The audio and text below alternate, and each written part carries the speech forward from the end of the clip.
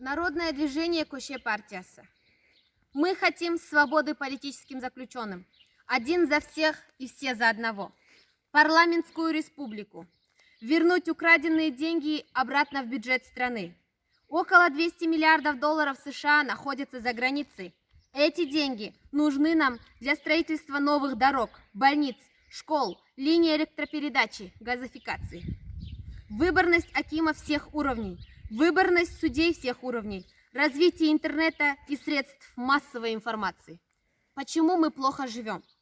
Вся власть в стране находится в руках одного человека. Один решает за всех, как и куда тратить деньги. Экспо, празднование, велокоманда Астана и так далее. Тотальная коррупция во власти. Народ равнодушен к политике. Народ не ходил на выборы и референдумы. Что делать? Нужно сменить коррумпированную власть. Статья 32 Конституции Республики Казахстан. Граждане Республики Казахстан вправе мирно и без оружия собираться, проводить собрания, митинги, демонстрации, шествия и пикетирования. Статья 20 Конституции Республики Казахстан. Свобода слова и творчества гарантируется, цензура запрещается. Статья 4 Конституции Республики Казахстан.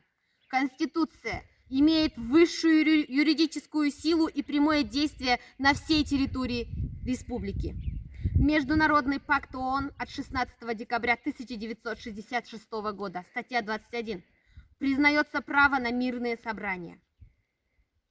Если вы боитесь митингов, изучайте свои права, Конституцию Республики Казахстан. Подписывайтесь на каналы Көше партиясы в социальных сетях. Агитируйте соседей, друзей, родственников. Подпишите на каналы как минимум 3 человек каждый. В численности наша победа.